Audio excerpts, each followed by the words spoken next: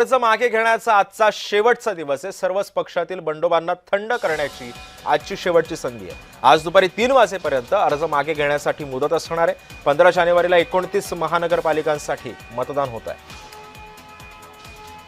या संदर्भामध्ये अधिक माहिती जाणून घेऊयात। माझा सहकारी शुभम उमाळे सध्या आपल्या सोबत आहे। शुभम, आज दुपारी 3 वाजेपर्यंत अर्ज मागे घेण्याची शेवटची मुदत आहे आणि अर्थातच बंडाचं सुद्धा वारं महाराष्ट्रभर सध्या सगळीकडेच पसरलेलं आहे।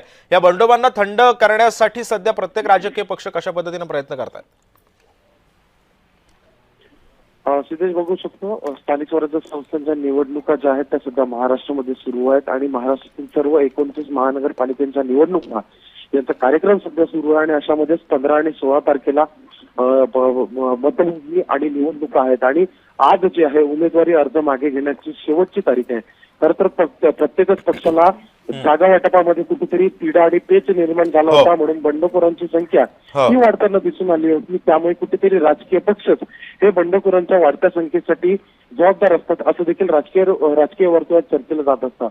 अशामध्येच आता सर्व महानगरपालिकेमध्ये मग प्रामुख्याने मुंबई असो, नागपूर असो, नाशिक असो आणि पुणे असो, ज्या बंडखोरांनी आहे आपल्या पक्षाच्या विरोधात जाऊन अपक्ष उमेदवारी अर्ज दाखल केलेला आहे त्यांना कुठेतरी शांत करणं सर्वत्र जबाबदारी हे मुख्य नेत्यांकडे होती आणि इतकंच नव्हे तर मग स्थानिक नेत्यांकडे देखील होती। अशा वेळेस त्यांना आता मागील 3 दिवसात त्यांची मनधरणी करण्यासाठी यश मिळालेलं आहे का, आज ते उमेदवारी अर्ज मागे घेतात का, हे पाहणं अत्यंत महत्वाचं आहे। अनेकांची प्रतिष्ठा ही पणाला लागली आहे। शुभम, कुठल्या पक्षामध्ये किती बंडखोरी आहेत, कोण नाराज झालेलं आहे या सगळ्यामध्ये?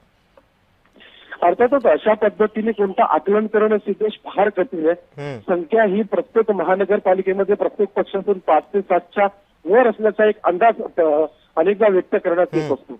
अशामध्येच मुंबई महानगरपालिका ही प्रामुख्याने पाहिली जात आहे, कारण की सेना म्हणजे यांची दोन्ही ठाकरे बंधूंची युती याच्यामध्ये समोर आली आहे। तर शिवसेना आणि भारतीय जनता पक्ष जे आहे त्यांच्या युतीमुळे देखील अनेक बंडखोर जे आहेत ते देखील मुंबईमध्ये दिसून येतात। अशामध्येच त्यांना आज मनधरणी करण्यासाठी यश मिळाले का नेत्यांना हे पाहणं आता महत्त्वाचं आहे। नक्कीच शुभम, तू